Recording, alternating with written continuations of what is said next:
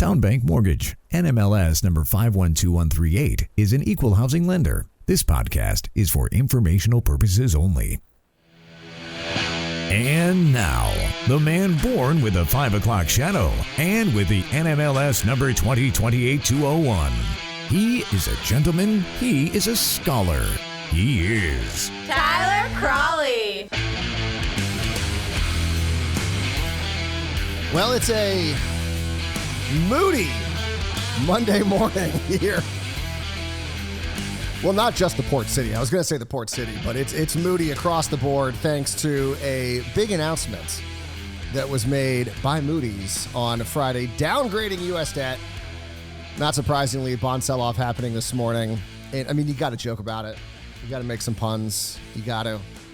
Either, what do they always say, right? Either got to laugh or cry about it, so I'm not going to cry. So instead, we will be laughing here this morning. Welcome, everyone, to the Monday edition of the Cape Fear Report. I am the aforementioned host of this podcast, Tyler Crawley. And, yeah, I mean, that's the big story this morning.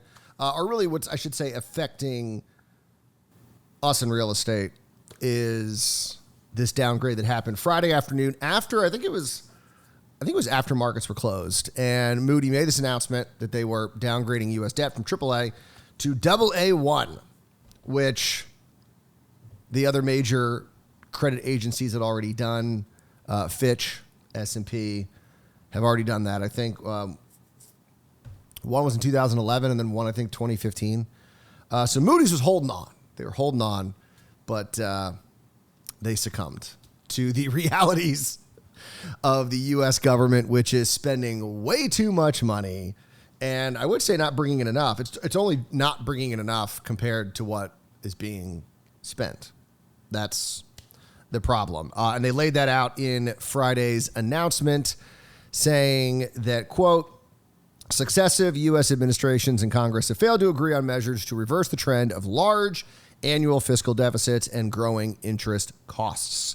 The rating agency expects deficits will continue to expand over the coming decade as entitlement spending grows while government revenue remains largely stagnant.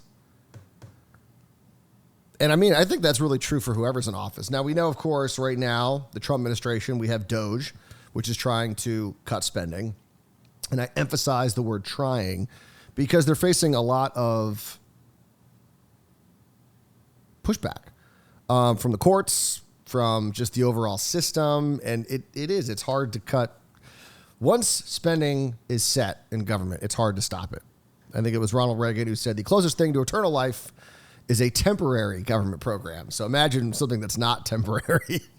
And that's sort of where we are. And if you look at the monthly treasury statements, which we talk about here on the program, there's been no reduction in spending. Maybe the growth was slowed. You know, every year we see an X% growth in spending. So maybe we've seen a slowdown, but we're spending more money than we spent last year. And last year we spent more money than the year prior, and on and on and on. I think the only case that wasn't true was maybe like 23 or 22 when we had the huge COVID spending, the $1 trillion bills. And so then we didn't have the next year be more, but that was just because of that insane amount of spending that happened under COVID. And this is all happening while Congress right now is trying to pass, as Trump put it, a big, beautiful bill, which will have, some spending cuts. It'll have some additional revenue. It'll also have tax cuts. And I believe the Committee for a Responsible Budget, something like that. They've scored it. I think it's going to add a couple trillion to the deficit. So maybe we tinker around with it. Maybe find a way to not add to the deficit. Moody's forecasted that U.S. fiscal performance would further deteriorate both relative to its historical record and compared to peer sovereign nations with similarly high ratings. Now, what has been the reaction to this? Well, obviously the bond markets are selling off with the 10-year yield rising just under 11 basis points here this morning at 4.55%. That's the highest level since everyone thought the bond market was broken back after April 2nd and Trump's Liberation Day, and we saw, remember originally bond yields fell, and then they just took off when everyone started selling dollar-denominated assets, including bonds, stocks, everything. And so we're getting back to those levels. The unfortunate reality is that, based on the current spread between the 10-year and the 30-year fixed, it's very likely that we are going to see mortgage rates on a 30-year fixed conforming at 7%. Potentially. It looks like we're going there. I think we ended last week, 6.9 something. So more than likely this 10 basis point jump is going to cause this. So we know what the bond market's doing. What was the reaction from the administration? Because, let's face it. It's kind of funny because everyone loves to play politics. And you had people like, look what Trump did. He downgraded the U.S. Okay, well, first of all, the first rating happened, in Obama's administration. And then I think it was maybe still Obama's administration. Let me see. No, I'm sorry, 2023. So that would have been under Biden. So we had Obama, Biden, and now under Trump. So the one that we can agree on, it is bipartisan for credit downgrades to happen in administrations.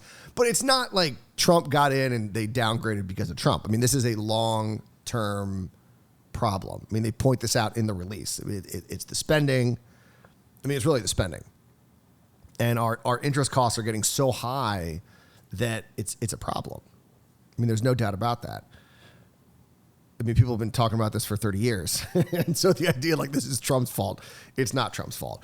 Treasury Secretary Scott Bessent downplayed the decision during the interview on Sunday's Meet the Press with Kristen Welker, calling it a lagging indicator, which he's not wrong about.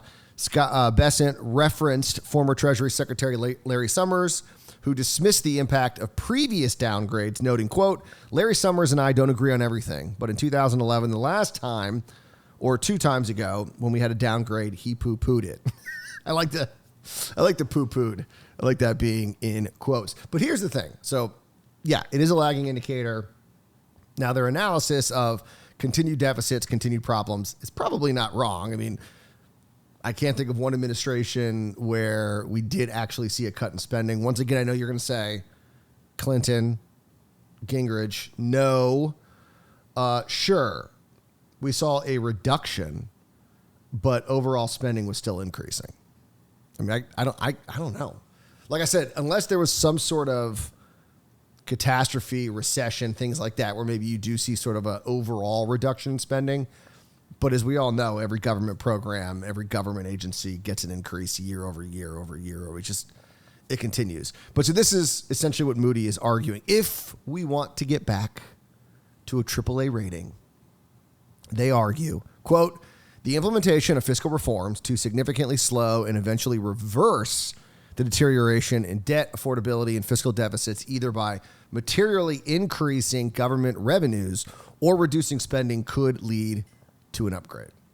So they're like, hey, stop spending, bring in more revenue, get things balanced, we'll upgrade you. Are we going to do that? No, of course not. Of course we're not going to do that. They talk about entitlement spending is supposed to grow. It's just, look at the reaction to Doge, which, by the way, if you look at has not actually cut spending. Maybe they've cut the growth of spending, but we look at the monthly treasury statements here on the program, and we're still spending more money than we did the year prior at this pace. We're like 10, 20% above or whatever.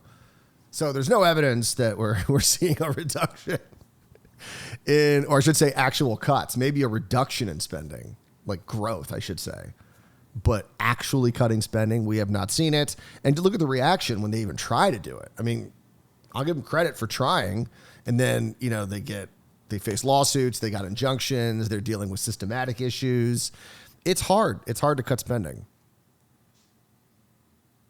It's like Reagan said, right? The closest thing to eternal life on this planet is a temporary government program. Imagine one that's not supposed to be temporary. So yeah, that's obviously having a negative impact on, bond yields are now just under 12 basis points up for the day. We're almost at 4.56%. Yikes. Yeah, I think we're going to see a 7 handle more than likely on the 30-year fixed. It is what it is, sort of where we are. All right, moving on. Now, I was going to talk about what happened last week with rates, but it really doesn't matter. We did see some positive movement in rates on Thursday and Friday, thanks to some pretty strong inflation data, which we talked about on last week's show. Producer prices, we got CPI, we had retail sales, all showing signs of either we're moving in a deflationary way, or you're seeing sort of a softening in retail sales, which also can be deflationary. The only problem is, as we talked about, is this data is being looked at by the Fed and others as, I think it was, who said it? Nick Timmeros, Wall Street Journal, who said the Fed's looking at this like it's a sunny day, knowing it's about the storm and not knowing what the storm is going to be. So we got the tariff storm that is coming through, and we don't know what impact that's going to have. We saw the announcement from Walmart. They were going to be raising prices because of tariffs.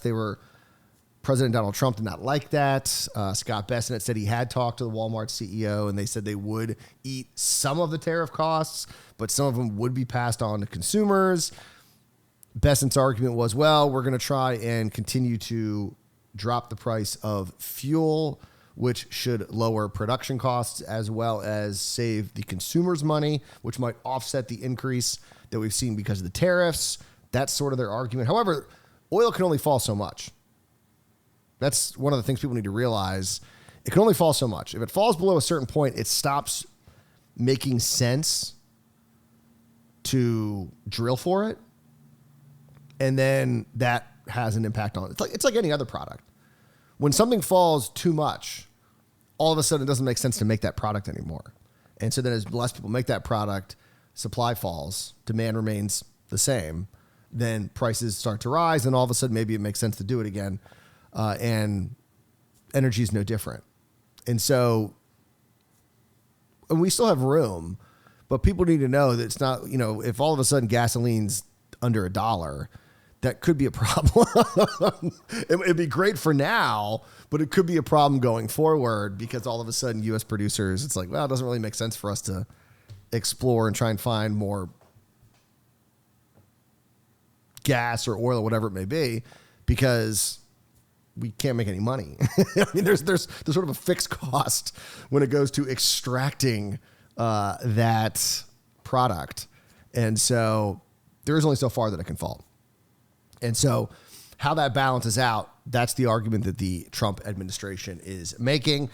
We did get some housing data on Friday. Residential construction was sort of a mixed bag. We saw some pretty bad numbers for building permits, but housing starts were actually on the positive side. So looking at the South, because that's really all we care about being in the South, building permits fell 9.6%. to an annually adjusted rate of 754,000 units. That is the lowest level since July 2020. So it's been a little while, almost 5 years. Single-family permits fell 5.3%. That was the lowest level since June 2020. So we got building permits taking a hit. Not surprising, right, with tariffs and everything else. Builders, housing demand remaining depressed.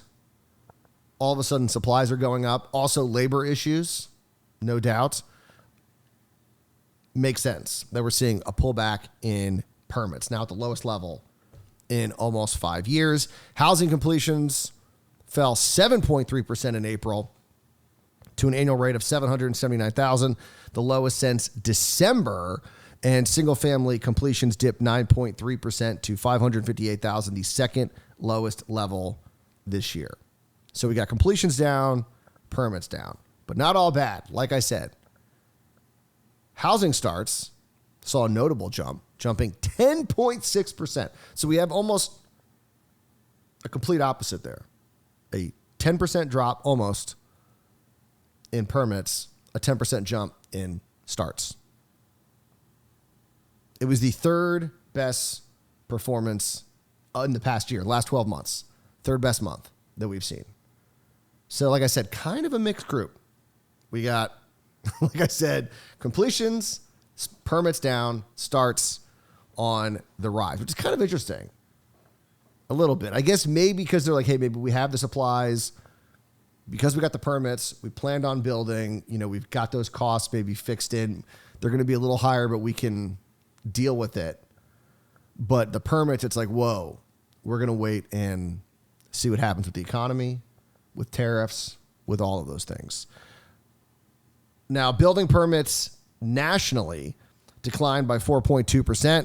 Housing starts rose 1.6%, and completions fell by 5.9% in April. Not surprisingly, the South continues to be the number one in every single category, representing 53% of building permits and completions and 56% of housing starts nationwide.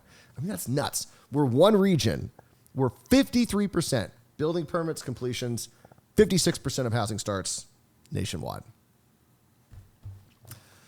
That is, that's crazy. So even though we are seeing somewhat of a slowdown, a little bit, we're still destroying every other region here in the U.S. All right, I did want to talk about some local news that will have an impact here on us. Potentially, kind of a big impact, especially with the growth that we're seeing happen outside of Wilmington proper. And that would be the Cape Fear Bridge, which has been a big debate about this. And we're now hearing from the North Carolina Department of Transportation, Division 3 engineer Trevor Carroll spoke to the Leland Town Council recently, and people aren't going to like this. He said, right now, the NCDOT cannot produce this project without a toll or an alternate funding source. So he's arguing the Cape Fear Bridge, like I said, a lot of controversy around this. The costs have jumped up so much. So, for example, originally there was 3 potential projects they were looking at: a 65-foot movable span, a 100-foot fixed bridge, and a 135-foot fixed bridge. Now, the NCDOT has issued a price point only for the 134-foot option, and it's $1.1 billion. Now, if you remember, we did lock in a $242 million grant from the federal government. It's currently frozen because the Trump administration is looking at all these grants and seeing whether or not they want to move forward or not. But that's all we got. So we're like $900 million short. So even if we can secure some money from the state, we're looking at what? Minimum $600-700 million? Yeah. Originally, I think the bridge they thought was going to be like $500 million. So it's like, we get half from the state or half from the federal government, and then we can get a little bit locally, a little bit statewide, and maybe we can pay for this thing. But $1.1 billion. So that's the concern for a lot of people. Are we going to see a toll on the new Cape Fear Bridge? Now, obviously, this is years, decades away from coming to fruition, but it could have an impact on, growth. Brunswick County. I understand we got 2 bridges, we got the Isabel Homes. I get that. But, impacting traffic patterns. And as someone that lives downtown and saw when they closed the Cape Fear, 1 lane on the Cape Fear Bridge, and the traffic downtown was nuts. And so imagine if you had a toll bridge on one and not the other, what that would do to traffic patterns and how that would impact, downtown and traffic, and just overall would be very interesting. But so not so great news on the Cape Fear Bridge replacement debate, as the NCDOT is like, $1 billion. Yeah, we may have to do a toll. And a lot of people, obviously, in Brunswick County, not happy with this possible idea. All right, we got to go. Oh, real quick here before we go, because we got to talk about this. So, today in history, Wilmington history. This is pretty cool. I thought this was pretty cool. So, 39 years ago, I put 29 years on Instagram because my brain doesn't work that early in the morning. 1986, 39 years ago, NBC's Today Show with Brian Gumbel and Jane Pauley broadcast just off the coast of Wilmington. They were on the SS Norway. They were broadcasting all week from that ship, largest ocean liner at the time. And they started in Wilmington and then went to Charleston, then Savannah, then Jacksonville, and then Miami. Ended up in Miami. So they weren't really kind of in Wilmington. They did have, I think they had some local people on. But it was pretty cool. In fact, let's play it. I don't splice things in very often, but here is the opening for the Today Show 39 years ago. Actually, you know what? Let's close out the program with that. So you guys enjoy your Monday. Enjoy your Tuesday.